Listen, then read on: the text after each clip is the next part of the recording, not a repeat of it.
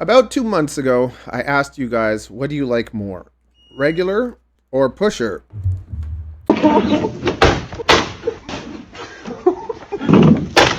I basically had this digital discus in regular form. I was flying it. I haven't flown my digital discus in a while, so let's just go right into the video of doing that. So I'm flying the digital discus, and I'm just feeling that, yeah, I don't know. It's okay. I'm not really.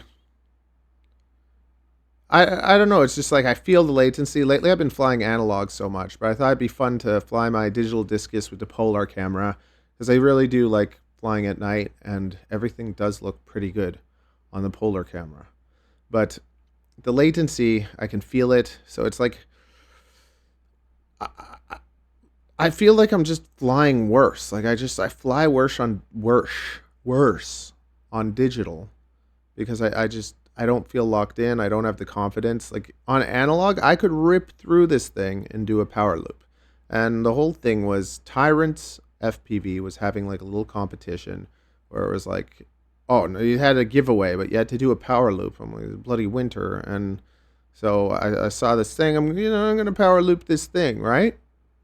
And I have my regular formation discus, and I've been flying a lot of pushers, and I kind of like the way a pusher flies. Mind you, regular flies nice too. Both of them have slightly different characteristics, but a nice tight build regardless, just flies nice.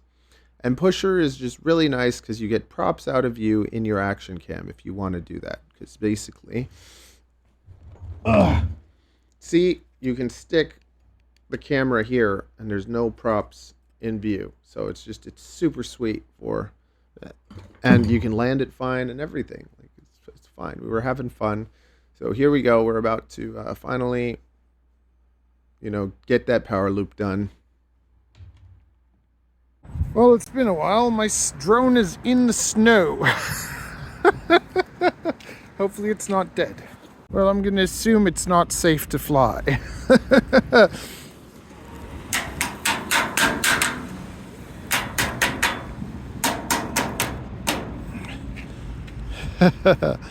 I haven't flown digital in a while. I definitely don't have the confidence on digital that I do on analog. So after that, I took my digital discus and I turned it into a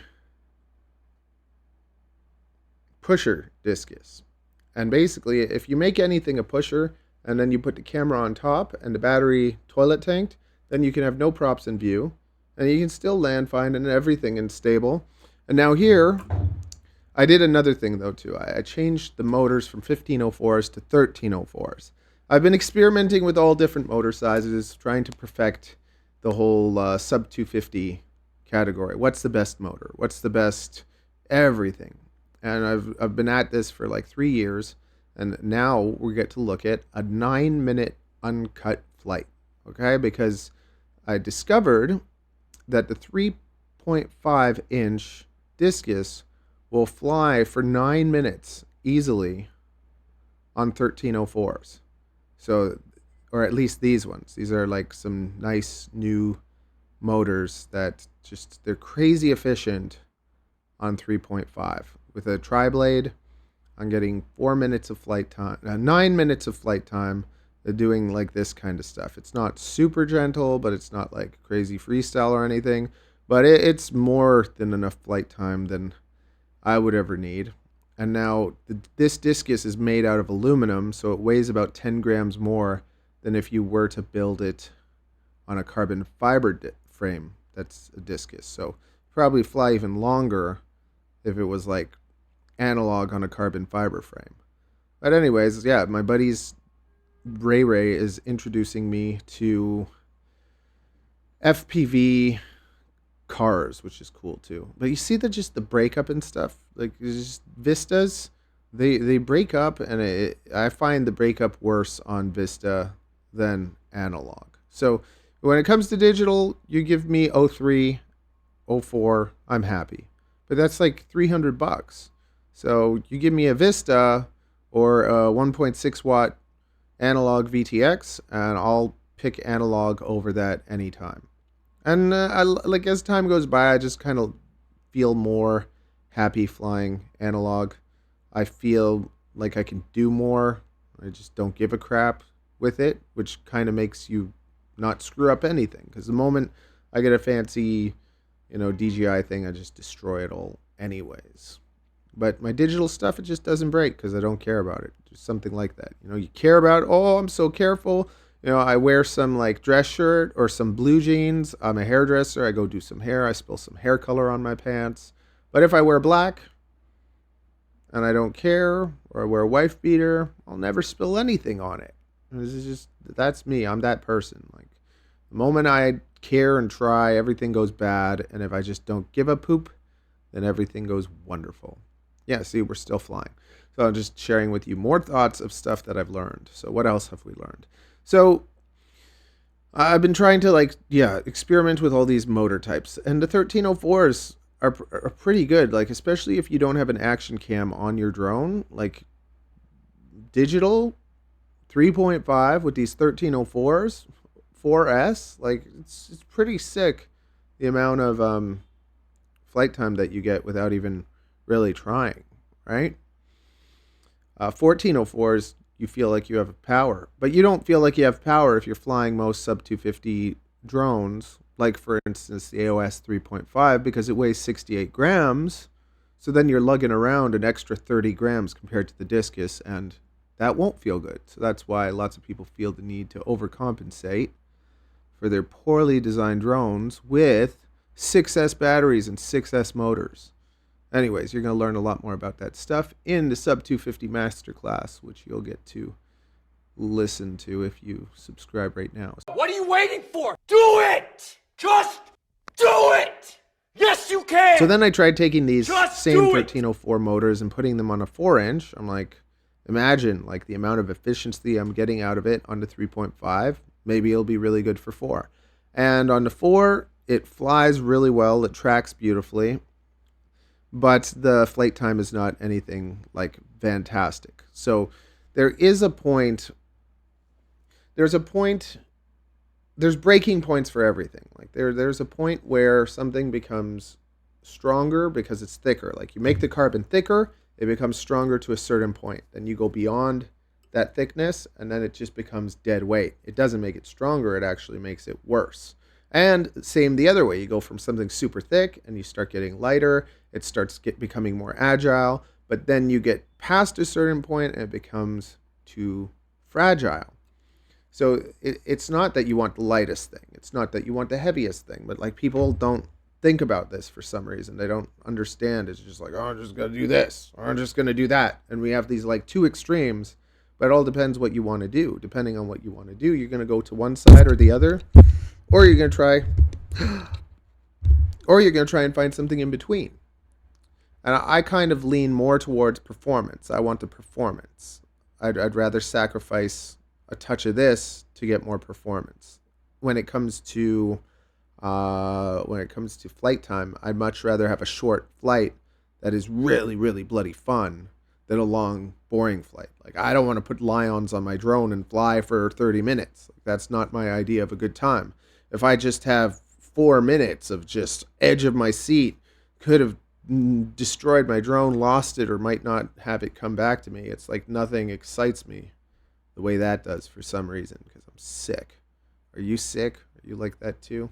I live my life a quarter mile at a time. For those 10 seconds or less, I'm free. It's maybe why we like each other.